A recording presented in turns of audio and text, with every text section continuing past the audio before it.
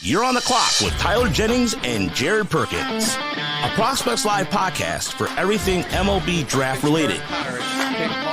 Join us as we discuss the biggest stories from college and high school baseball, bring you interviews from your favorite draft prospects, and break down live looks with Prospects Live analysis across the nation.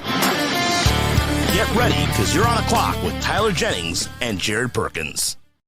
Alrighty, welcome to another episode of On the Clock by Prospects Live. I'm Jared. That's Tyler. Tyler, how you doing today? How's life? I'm finally not sick anymore. Knock on wood. You're not what? I'm not sick anymore, which is good. Yeah, you were awful last episode. Not awful as on the episode. You just sounded awful on the last episode. I mean, you could tell me I was awful on the episode too. That's fine. No, you did a great I'll job. own it. That was fantastic. Okay, Jared. Okay. So we are in week 3 of the college baseball season, somehow already almost a month into the season. Got a couple undefeated teams left. You got TCU and Texas A&M going undefeated. I wrote about this a little bit in the college rundown that'll go out hopefully tomorrow. TCU hasn't been perfect. The pitching staff has like a 4.79 ERA. Peyton Tolley, it hasn't been Peyton Tolley. The team's just kind of been struggling on the mound, but still they've played tough competition too. It's not like they've been just having an easy route to 12-0. What are your thoughts on TCU? Yeah, no, like it's interesting because they've had 5 games where they should have easily lost all 5 of those games, but yeah, you take 3 comeback victories against FGCU on the opening weekend, and you sweep UCLA at home. Then you get a quality tournament in Arlington, and they won every single game. Yeah. I mean, they got some quality wins already to their name. It's year in, year out, this is a TCU team that's going to rake and going to pitch. Granted, you mentioned Peyton Tolley not being up to par yet. I think even Anthony Silva's had a little bit of struggles to start the year too. But yeah, hey, I mean, they're 12-0. It doesn't matter how you get there. At the end of the day, there's a 12 and a 0 in your record, and it's and a sweep on a ranked team, like and part of that 12-0. Yeah, even though UCLA, we can probably decide that they're not ranked. Yeah, they shouldn't have been ranked, to be honest. Yeah.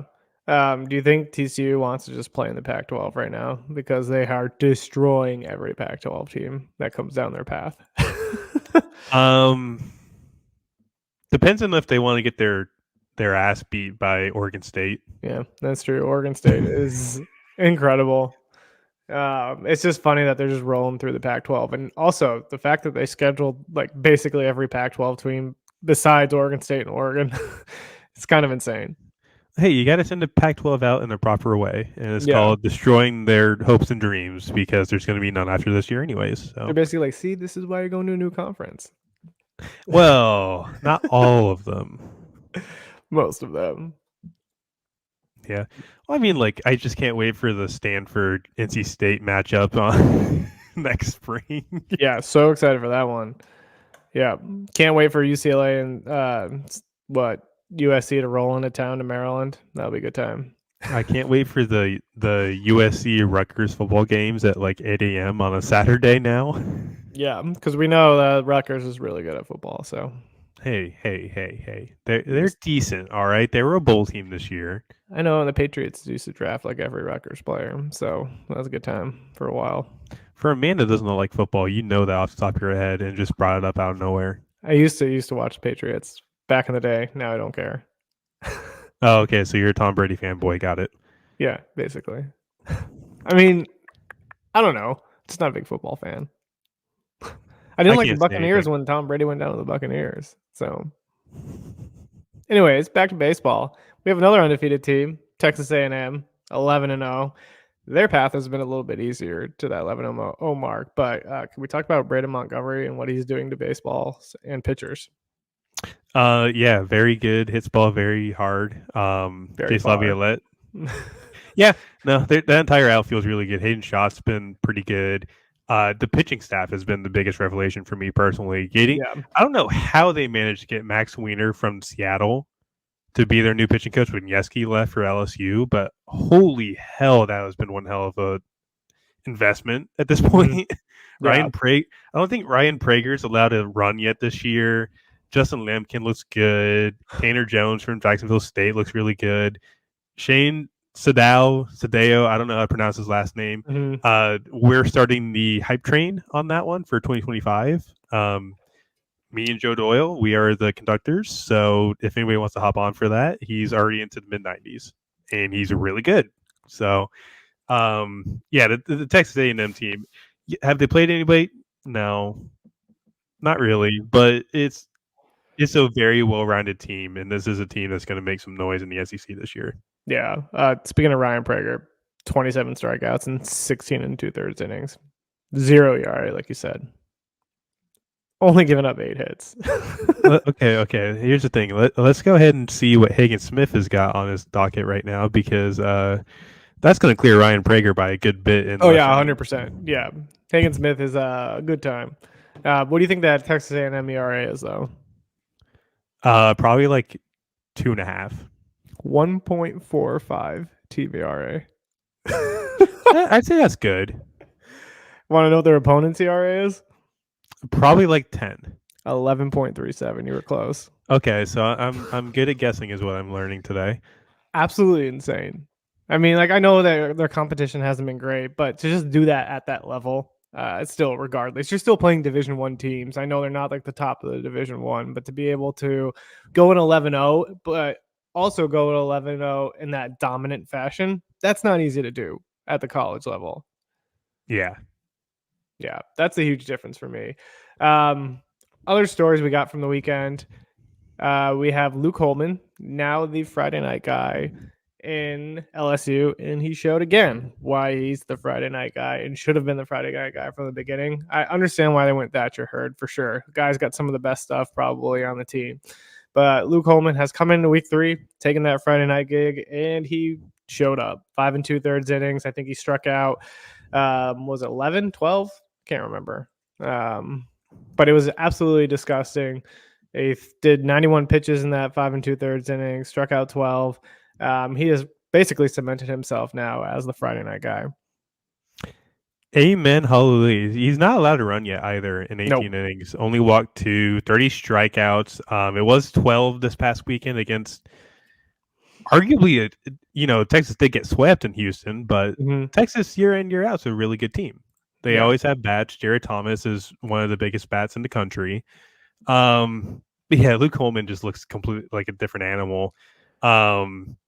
Pretty deceptive. He's pretty deceptive. Yeah. It's a lot more deceptive than I thought it would be.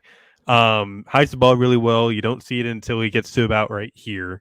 Fastball gets on you really quick. I think the slider is better than the curveball, which, you think of Luke Holman's curveball as like a big bender, 78, 80 with like 20 plus inches of vertical break. The only issue with me is it kind of pops out of the hand too much, and you can kind of recognize it pretty quickly. There was one point where he threw a curveball, and I think the second inning, but then doubled down on it and hung it, and it got laced for a double to the opposite field. So I think working on the sequencing a little bit could probably work in his favor. But in terms of pure stuff, like fastball, slider, curveball, throwing a good changeup, this is one of the bigger helium guys in the draft so far, which we already had him pretty high. Yeah. But I think he's solidified himself as a first rounder at this point in the season. Granted, it's week 3, but conference play starts this week. Yep.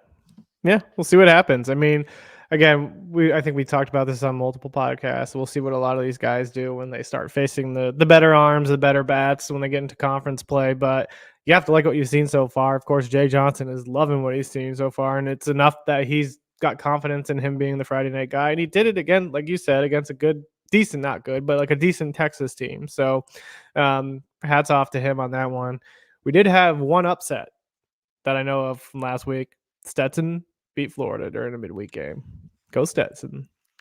Logan Gilbert curse is what I'm going to call that one, I think. Here's my question for you. How many people actually remember that Logan Gilbert was the ace of that Stetson staff? And they hosted a regional that year. Yeah. I did not remember that until you mentioned that to me. I was like, that was one of my first things. Like Corey Kluber went to Stetson, Jacob DeGrom went to Stetson, hit a homer off of Chris Sale. Like Stetson's had some pretty good guys come through their ranks in the past few years, and like Them I and don't Florida know. Gulf Coast, man. Those two teams have always sneakily made the tournament every year. Amen.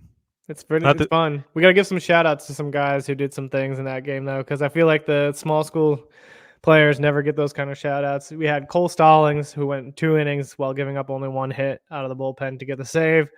Anthony DeFabia went 3 2/3 of scoreless baseball to hold Florida to those 4 runs after the starter gave up 4 runs. And they had a couple hitters. Their catcher Gio Cueto and third baseman Juan De La Cruz both drove in 2 to really put Stetson on the board. So props to them. I know working at a mid-major, like you look forward to those midweek games, right? Those are your opportunities to really shine and on a bigger stage and maybe upset a ranked team like Stetson did. So I noticed Florida's still coming in at number 4, even though they've been upset twice this year, but they're also 8-3 and they've been playing good baseball. So outside of that, they're doing pretty well. They bounced back, took 2 or 3 against Miami. They're doing fine. Yeah, you also mentioned Gio Cueto. I had actually no idea he left Wake Forest to go to Stetson. I didn't know he was at Wake Forest before Stetson. He was committed there as a high schooler. I remember that. He was one of like the first high schoolers I ever saw. Interesting. Nice. Shout out Gio Cueto. Love it. So we have a few other stories that we'll get into. We got to talk about Hagen Smith. You mentioned him already. Is that guy going to make himself 1-1 at this point?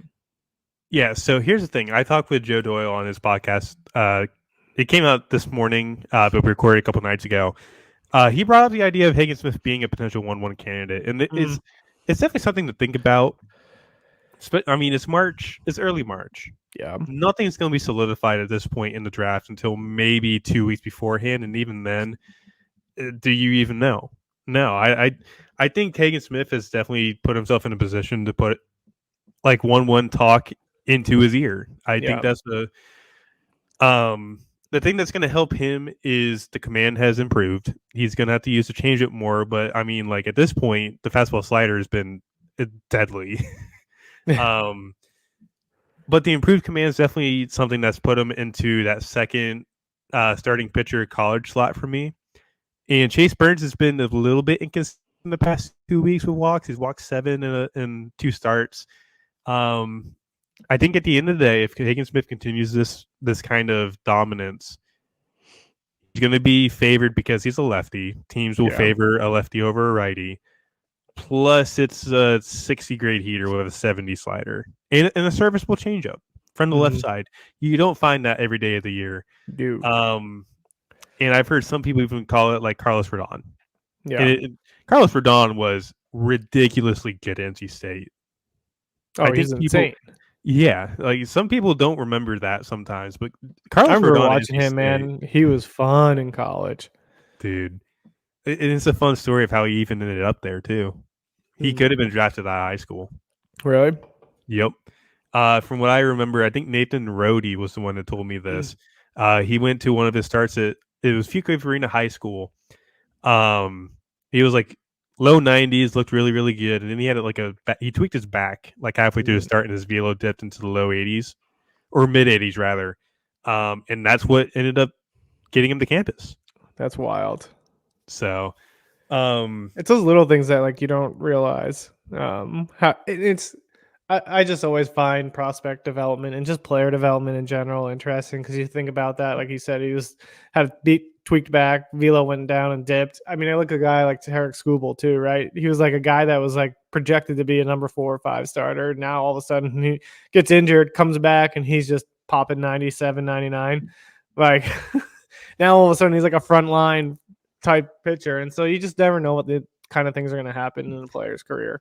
No, absolutely. And like with Hagen Smith, like yes, he already has TJ on the ticket. That's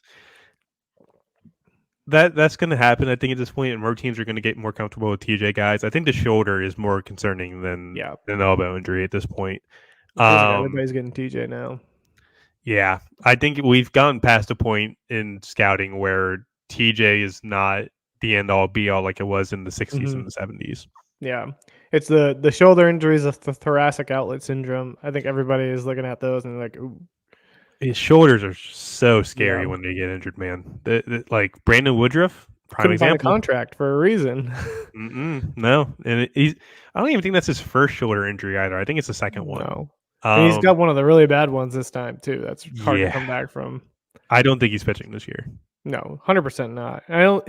He might not even pitch much in his second year on that Brewers contract either. Was he back with the Brewers? Yeah, he went back to the Brewers. Oh, okay, good for him. Good spot for him. Honestly. Yeah. We got to talk a little about a couple of draft guys before we get into some of our live looks. We got Charlie Condon. I mean, does he just wake up and hit home runs? That's my question. Yes, he is. You know how there's some people that like dream and they're counting sheep. He's counting dingers as he's sleeping. God, insane. His slugging percentage is 1.273 right now. I think that's good.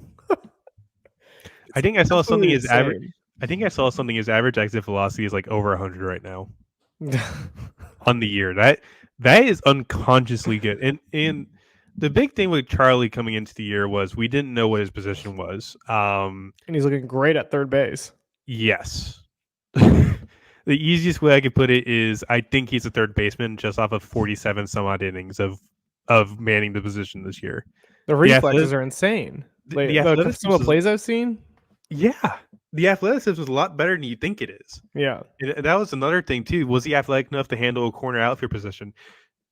Excuse my language, but shit, he's athletic enough to handle the hot corner at this point. There was a time I dreamed that Charlie Condon would go to the Royals at 1-6, and I think that dream is officially dead. So. Oh yeah, it's not happening. No, 0.0% chance. I mean, when we did our mock, I think we had him at going at like what 1-6, 1-7, something like that. And I was like, oh, lower nice. than that. He fell a little bit on that one.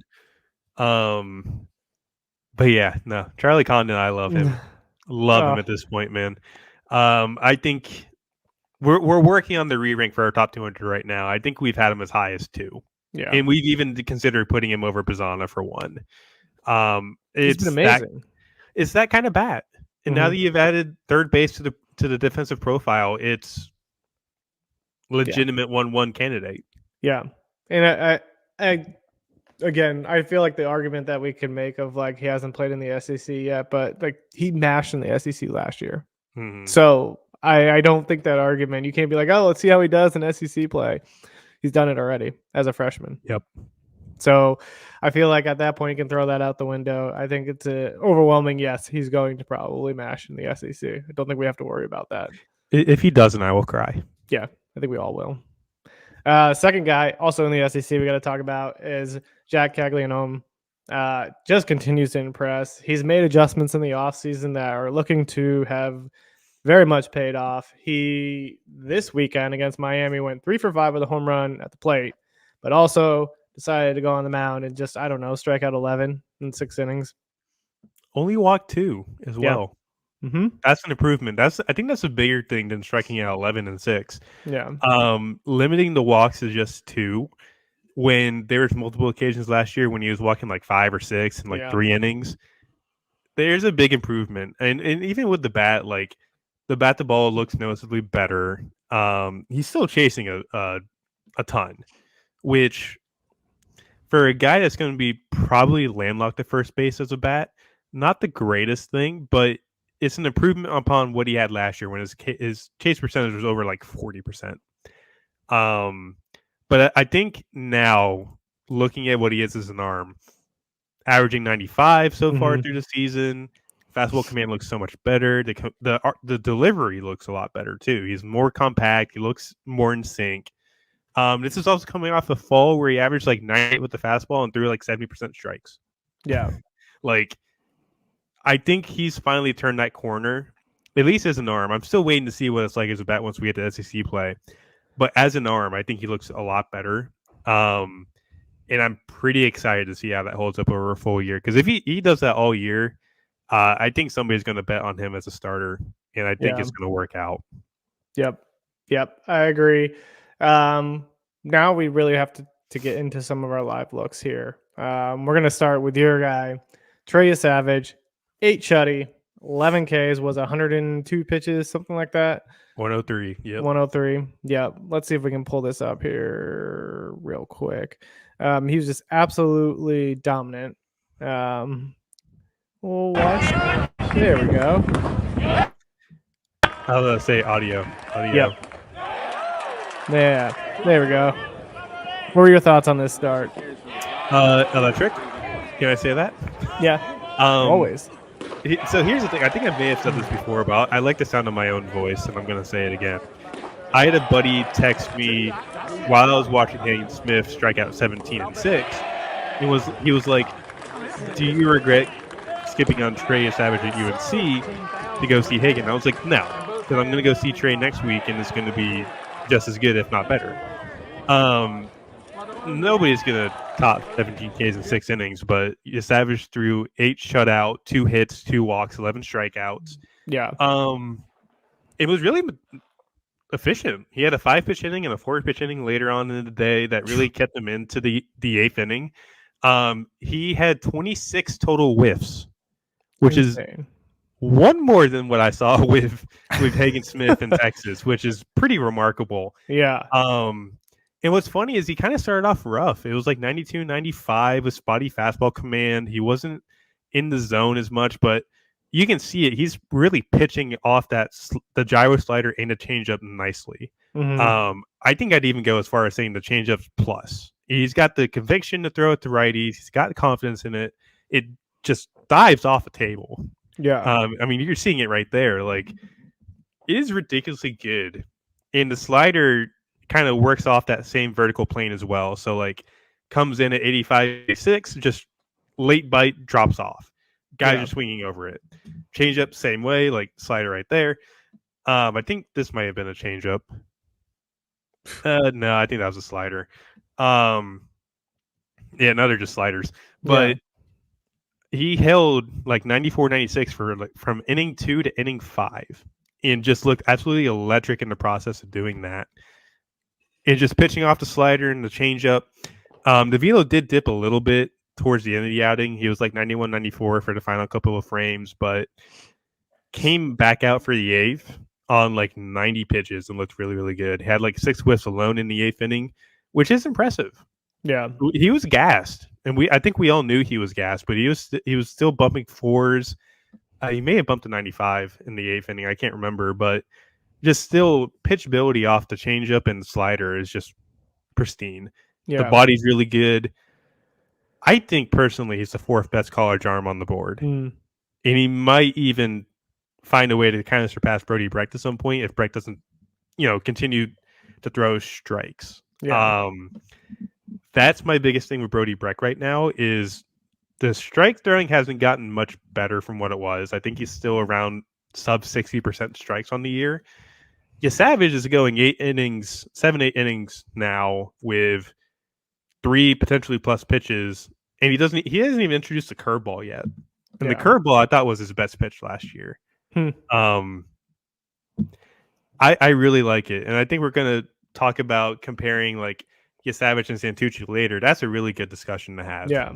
Well, both have been fantastic. Santucci struck out 14 over 6 this weekend, and again faced Akron, but still, 14 strikeouts is nuts. In 6 innings, but hey, Hagen Smith did better than you, Jonathan. So up your game next time. It's we have the Hagen Smith bar now that no one's gonna reach. Somebody might reach it. Santucci tried. I'll give him that. Close. Do it again this weekend against Wake Forest, Jonathan. Please. Yeah, please do it. Hagen did against Oregon State, so right. You have to do it against Wake. There's no other choice, no other option. Yeah. Or are you going to see Santucci pitch against Wake? I'll be there the whole weekend. Ooh, nice. That's going to be a hard game to probably get a spot, but... Oh, I'm going to sleep overnight in the concourse. What? I don't think that's possible. I don't think you're allowed to do that. If there's a will, there's a way, Jared. If there's a will, there's a way. That's what I'm worried about going to, the Wake Forest-Virginia game, because that's going to be real hard to get a spot. Just get there early enough. That's all you got to do, But they had assigned seats. That's the problem. Oh, that's Virginia problems. That's not Yeah. Wake Forest problems. The Wake Forest ID, I think his name's Grant. Lovely guy, by the way. I think he handled the situation we had with the first episode with Seaver and Nick pretty well, considering we kind of forgot to tell him about it. Yeah. Whoops. Our fault. Yeah, that is our fault. But like he handled it pretty well. He's been very nice in conversations. I'm excited to finally meet him this week, and he's gone out of his way to help us out. So Yeah. like kudos to you, sir. You do a fantastic job for coming in replacing what was already a good SID in Ryan last year. And if you would like to get Josh Hartle on our podcast, we would love to have him sometime. Just get the whole like weekend rotation on. We have Yeah. Josh, Chase, and Michael just all right here. Yeah. We'll just all hang out and have a good discussion. Be a great time for everyone. Only game I got to. Oh, wait, you had NC State too. How was that game? The run rolled in the 7th. Yeah, that's tough. I will say Jacob Kozar looked pretty good. Doubled in the first inning. It was a pretty loud double too. 2 walks. He did strike out, and I think there was also a pretty deep fly ball to center. And he looks pretty good behind the plate. I think the biggest thing I noticed, and granted, this is just one game, so it's not like a giant sample to go off of. The biggest thing with Kozart last year was spin. I don't think he recognized spin all that well. He was kind of swinging and missing through quite a bit of sliders against Duke in October. I think this year he's only had like 1 whiff against a slider, which granted they've played VCU, Hawaii, and Towson. It's not great stuff, but seeing that he's only had 1 whiff against sliders this year already through 3 weeks is pretty promising. I would like to see that continue in ACC play. They got Boston College this week. I think, though, few guys on that team are currently under the weather with the flu. I heard they canceled tomorrow's game against Winthrop because of that. So hopefully that's not a long-term thing. But like I said, if he continues in ACC play, I don't know where my thumb is. There we go. Thumbs up for me. Love it. The only game I got out to this weekend as Tyler disappears from our screen. Oh, he's back. Nice. Look at that. Look at that guy. Went out and saw UMass versus Virginia on Sunday. Jay Woolfolk was on the mound. Probably the best outing that he's had all year. Looked pretty good. Got some Casey Saki, got some Griff O'Farrell, got some Ethan Anderson. Not too much happening. Virginia won 10-6. The Virginia pitching staff is definitely quite a bit of a struggle. I will say bullpen didn't look great. They got Aiden Teal closing, Kyle Teal's brother. He looks pretty good. He's been the best arm probably out of that bullpen so far. But we'll get into a little bit of Jay Woolfolk's start here. Let me see if I can get that pulled up. I will say that the one thing I noticed about him is that the fastball has really good ride up in the zone, right? It's about 90 to 92, got down to 89 a couple times. So the velocity's not there like it was when he was in the bullpen and he was hitting that 97. Did not see one above 92 the entire game. Doesn't have a great command of it. Like he kind of throws it and just hopes, tries to live up in the zone. Slider looked pretty good. Had really good bite to it. Was sitting around probably 84 to 87. So it was a good hard bite. That's what he was throwing most of the day. That was what he was using to get people out. But he wasn't getting many whiffs with it. Whether it was ground balls, fly balls, he was just going to that slider. And so that was his go-to. Threw a changeup a couple times, but definitely didn't seem super confident with it. But he was willing to go to it if he needed it. That's kind of my take on him. I think he looked really good to start. Like I said, with the fastball, even though it's only 90 to 92, like it looks like it's coming on the hitters a lot faster because of that ride and movement it's got. Yeah, it looks like he's got some decent little two-seam action as well. Yeah, it was two-seamer, riding in on righties. I think the biggest thing, kind of looking at the slider, you mentioned 84, 87. I think it might be more of like a cutter with a tight spin. But even then, like, that's still a dynamic weapon to have. If you can keep it down more in the zone, I think that's going to be a really good weapon to have. Yeah. I kind of wonder, the arm action looks maybe a little bit different too, like it's shortened up just a little bit. Yeah. but it's hard to tell. I like going off of brain memory from What you saw July. last year. Yeah. But you mentioned the velo being down. Like that's gonna be standard. I think Michael Massey's going to do the same things where he's being stretched out. The velo's not going to be the mid-90s that he had last year in the bullpen, but it's going to be something he can manage and still make the fastball work. And I think that Woolfolk's in that same kind of scenario where if you can prove that you're a starter, yes, the velo's down, but I do believe the stock will improve if the command improves. And he can prove to you that I can go 5, 6, 7 innings every single week. Yeah, and I think he only walked one guy over 6, but he gave up 8 hits. So like he wasn't getting guys out on whiff. He was getting guys out on contact basically most of the game. I think I'd have to go back and look to see what he had for strikeouts in that game. He had 5 strikeouts over 6, so it wasn't terrible, but gave up 8 hits, gave up 1 earned, only walked 1, which was nice. That's what you kind of wanted to see, and did it, I think, over 88 pitches. So it was definitely his best outing that I've seen. I've watched a couple of his other games on film. I think his first outing he walked 5 guys and just didn't have it. So it was impressive. I mean, UMass, I will say, just from a standpoint of watching them, they definitely are a singles hitting team. They're not going to get you in the gap power. They're not even going to get the over the fence power. They are basically, let's hit as many singles as we possibly can. And that's all they really hit off of them was singles. Lift small, bunt the ball. Yep. Yeah. Other than that, other guys, I'd say Henry Ford was the most impressive hitter on that entire lineup. He went 2 for 3 with 3 RBIs, some real nice power, ability to drive the ball in the gaps. Just overall super impressive. Good plate discipline, doesn't chase out of the zone, had a good ability to pick up spin. Even in the bats, he struggled to kind of get ahead in. He was battling, would not get put away with a strikeout. Really, really impressed with that kid. And I think he's going to be someone that might jump up on 20-25 boards. All aboard the hype train of Henry Ford. And he's hitting cleanup as a freshman, which is impressive in itself. So now I got to ask, you think you go to Detroit and it's like a perfect fit? They would make so much money off the marketing of that. Henry Ford has been revived from his 19. Ford would be given a sponsorship to the Detroit Tigers. They probably already have one with Ford, but they would be getting an even bigger sponsorship. Well, I mean, hey, the Lions are in Ford Field across the street from Comerica, so.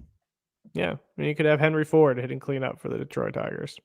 He hits one off the Ford Field building. Other than that, Griff O'Farrell looked fine. He went 0 for 2 with 2 walks, RBI. I was talking to Rekka about him a little bit earlier. He kind of reminds me a little bit of a Matt Shaw light. Just kind of plays shortstop. He's rangier. I thought he was rangier than Matt Shaw, but the arm is about the same. Not much better than Matt Shaw's was at shortstop, so he probably profiles more as a second baseman. The bat was fine. He just couldn't seem to get solid contact on anything. Was following a lot of things off, working counts deep. Wasn't more of a swing and miss issue, more chasing out of the zone. He just wasn't. It seemed like they had trouble timing up the starter's fastball. It had some ride to it, 2-seamer, so they were either getting on top of it or just kind of swinging over it a little bit. But yeah, I'd say most of the hitters are going through the same thing. Ethan Anderson went 0 for 3. Only struck out once, but he hit the ball hard when he did put it into play. Casey Saki went 2 for 3. He was impressive, really good at bats. But overall, just kind of a slow weekend for Virginia. Do I dare say it was kind of a slow weekend in general? Well, I mean, mainly because like coming off of what we had last week, and then it's kind of like a dead week. I mean, yes, it's rivalry week, but dare I say it, we don't really have guys in South Carolina in Georgia. Yeah, the Palmetto series, dude. Yeah. The Palmetto series delivers every single year. Mm-hmm. Yeah.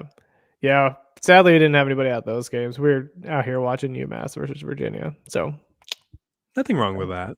No. The starter only went 2 innings, 5 earned for Massachusetts. Well, you're also not expecting the starter to go deep against a top 10 ACC team. Not at all.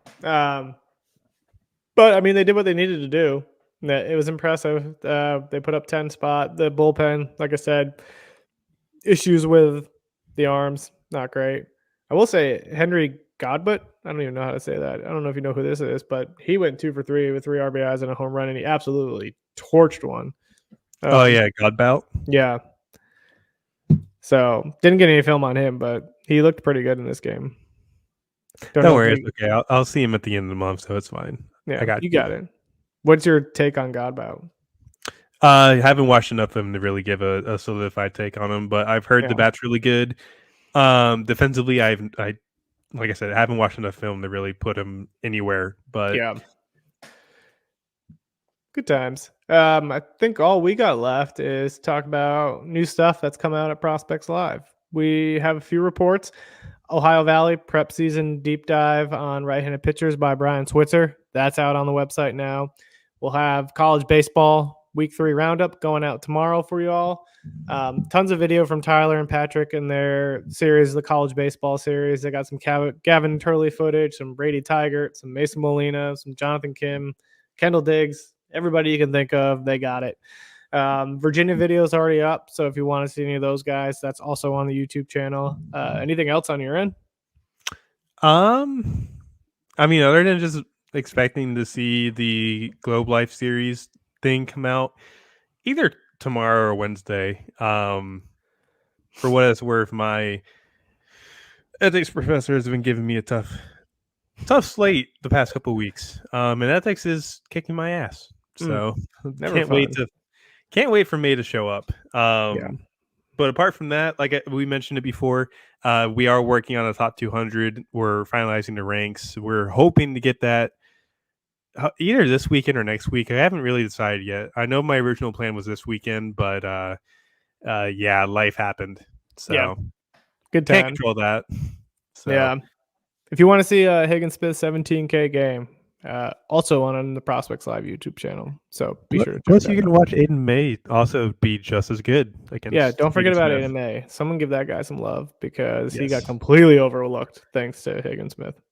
Dude, there's some 7 sliders in there, man. That I told Patrick before the outing, I was like, we're gonna be in slider heaven tonight. Yeah. And we got ousted. We got more than slider heaven. I'm pretty sure we were seeing slider gods on the mound. To be honest, as to the movement on both those guys, because I watched the Aiden May video too. It was nuts. Oh, he's getting like 15 inches of horizontal with like it was just like here. Yeah, good times. Gotta love it. So we usually have interviews after this. We're working on getting some more. It's a little bit more tough during the college baseball season when everybody's playing. So working on a couple. So hopefully we'll have some interviews during the season. But we do have to put Tyler on the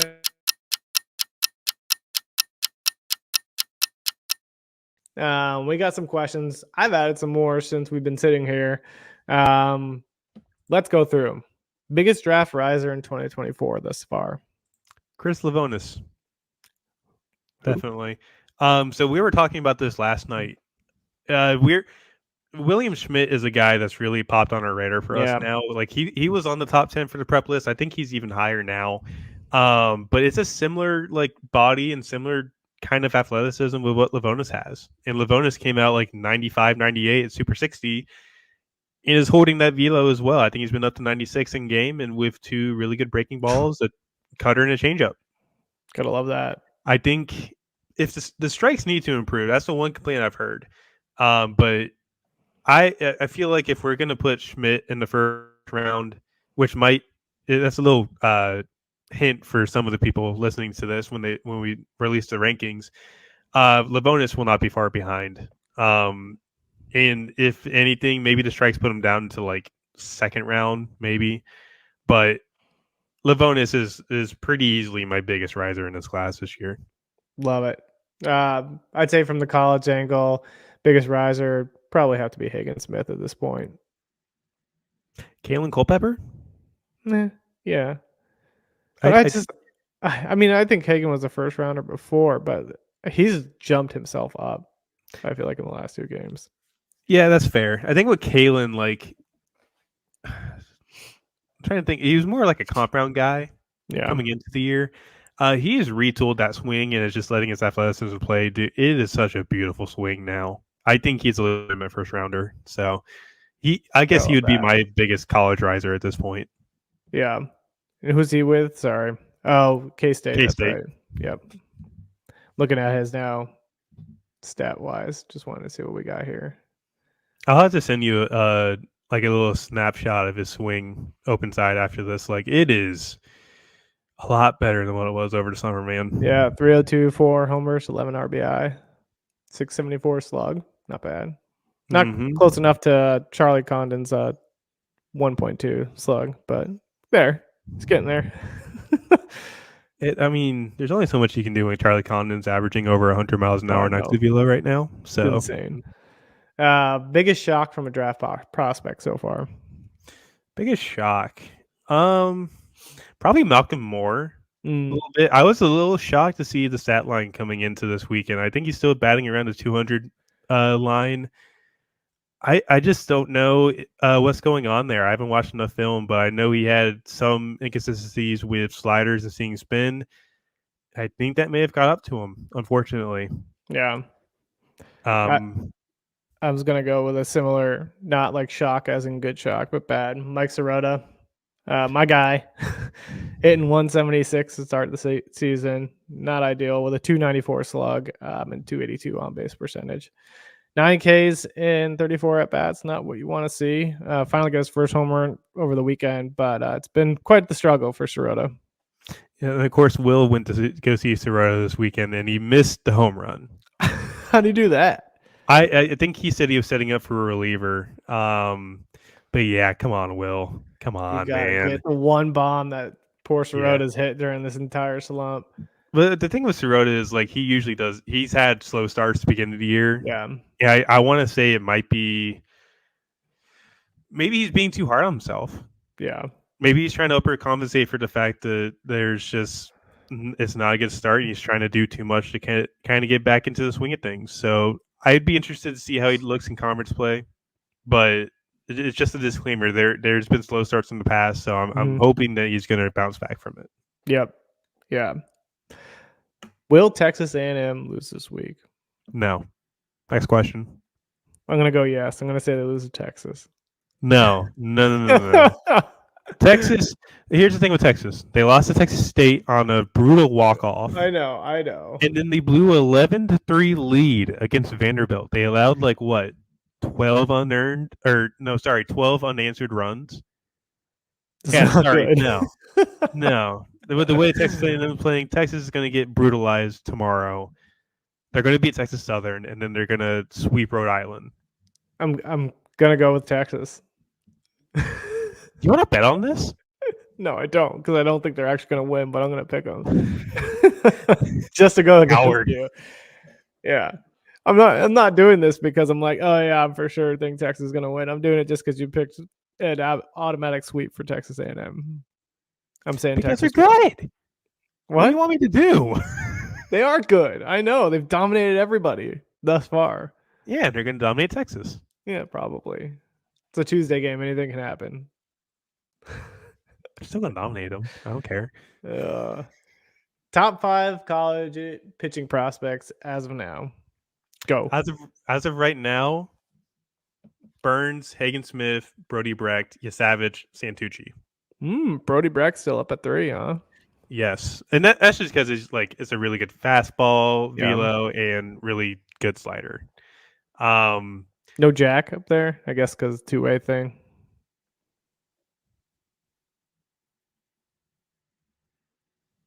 I would say he's 6th or 7th.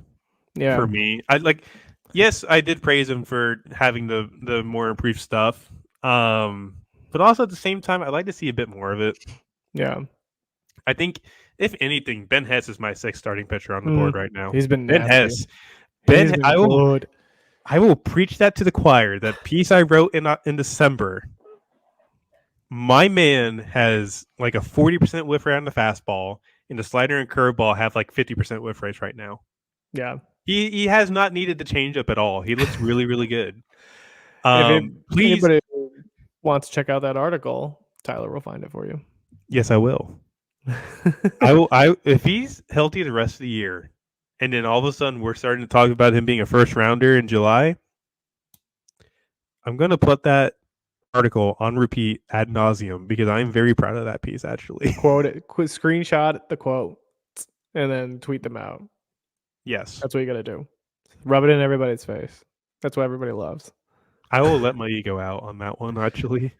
All right. Now we're going to do some either or. Chase Burns or Jac Caglianone. Are we talking about as of right now or like at the end of the year? Let's go at end of the year. Okay. I would say at the end of the year, if Cags continues the way he's pitching, I would probably go Cags. Mainly because of, I've mentioned Hagen Smith and being a lefty. He would have the advantage for handedness. And that's really the biggest thing that would stand out to me. Yeah. Having that velo and having that good of a change. I think Jac Caglianone's changeups plus. I think it's really good. Yeah. Chase Burns is still trying to figure out a changeup, but obviously it helps having a near 80 fastball with a 70 slider and what looks to be a pretty good curveball out of the top of his hand too. That's always a good time. Yeah, so I would say as of right now, it's Burns over Cags, but I think at the end of the year, if they happen to cross paths, I would say Cags. Love it. So yeah, on these, just pretend you're on draft day. Who you taking? Those are what we're going with here.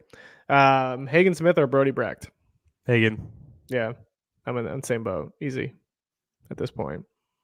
As much as I keep seeing Royals fans tweet out about how much they want Brody Brecht, I'm like, please, let's.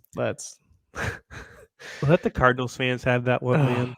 Yeah, because they already gave up Chase Davis, and then you can have Brody Brecht. You can have like the two toolsiest guys that have a lot of flaws. All I'm going to say is they moved off of Chase Burns when they realized his first start was really good, and they changed the fastball shape. Yeah. And now they're like, I want Brody or I want Vance Honeycutt. I'm like, okay, have fun. Yeah, go for it. Hope you want Hagen Smith because it might happen. Yeah. This is my favorite one. Jonathan Santucci or Trey Yesavage. Ooh, this is a good discussion, and this is something I talked with Joe on that podcast the other night. Yeah, I will go Yesavage for right now because you're going 7, you're going 8 innings, and just dominating, and you're throwing 3 really good pitches. I think the fastball you can either go 55 or 6. Slider is roughly the same, like you can go either 55 or it's a 6. Changeup's a 6. There's no other way around it. Yeah. My biggest thing with Santucci as of right now, yes, he's striking out everybody and their mothers right now. He is like 62% slider and like 30% fastball right now. And I think the fastball command's been iffy to start the year. I think it's something around like a 60% strike rate overall on the fastball, which isn't great. Yeah. So I think that's what holds me back on Santucci a little bit is the fastball command's not there. He's really just pitching off the slider at this point. He's only thrown like 2 or 3 changeups this year, which that's something that they did last year. Like he didn't really throw the changeup like heavily until they had Wake Forest, which I think was either first or second week in ACC play last year. So I'd like to see Santucci kind of sprinkle in more of the fastball and the changeup. Yeah, kind of prove to me that you're more than just a one pitch guy at this point. Because all the metrics are really good. It's just how's the command on the fastball. And I think Yesavage has just completely blown him out of the water in terms of command this year. Yep. Yeah, I love it. Last one that I added, Charlie Condon or JJ Weatherholt? Charlie. Yeah. The injury hasn't helped JJ. No, and I'm kind of worried. I'm kind of worried if it might be a little bit worse than we think it is. It's 2 weekends now or just one that he's missed? We're on 2. Yeah. We're on 2. So I'm kind of a little bit worried to see how long he's actually going to be out. But just by what we have right now, Charlie. Yeah. He's been Charlie's so my boy. Like so good. It's fun to watch every home run he hits. Like even every double he hits. It's just so loud off the bat. That's the Cat X for you. God. It's insane. Yeah, I'm taking Charlie too. I would love to go to Oklahoma State versus West Virginia. Hopefully he's back by then. Would be nice. I mean, it's not for probably not for till the end of the month, but would be great to go out there and see him. Knock on wood. I mean, I guess I can go see Carson Benji if I need to. Carson Benji and his jam shots. Yeah, good times. I think that's all we got for you guys today. We went through everything that you should check out on Prospects Live. Last thing we should mention, top 100 overall prospects, not MLB draft related, but baseball prospects. That dropped today as well. Well, yesterday, if you're listening to this on Tuesday. Make sure to check that out. Tons of great work from our scouting department that went into this offseason. They absolutely did an incredible job. Lots of reports. Tyler wrote up some reports in there as well. The MLB draft guys from the 2023 class. Just an incredible work from everybody. So make sure you definitely check that out. Shout out Reese White for being an absolute starling human being for getting this done. He's gone through a lot this offseason. Yeah. And I'll give him credit where credit is due. He's done a great job with holding what he's been able to do. Yep. It's not been easy. Not been easy because when I'm not sure if anybody he didn't really announce this, but Jake Kearns did kind of leave early on into the cycle this year. And it definitely sucked. Jake did a really good job of what he did, but I think Reese is, for what has happened, Reese has done a very, very, very good job with taking the reins and doing what he can. Yeah. You know, we might not have a book this year, but like the top 100 list is really, really good. He did a really good job of getting that together. So shout out Reese. Yep. Reese, everybody, incredible job. We will be back next week. I have no games this weekend. Kira's birthday. Definitely not missing that. Got a whole celebration planned. Can't wait. It's going to be awesome. I did so much. Can't say anything because it's all secret and I can't have her find out. So, well, now you just teased it on here. So now you're going to have her get curious on you the rest of the week. Yeah, I've already told her that I have a bunch of surprises, but I haven't told her what they are yet. Oh, okay, cool. Yeah, well, I wish you best of luck on that. Tell Kira I said happy birthday. And you will be out at Duke versus Wake? Yep. We'll be there Friday, Saturday, Sunday. So got a hotel set up. We're going to be there probably 24/7, honestly. Yeah. Nice. Love it. We might have a guest for you next week, TBD. But until then, we'll see you on week 4.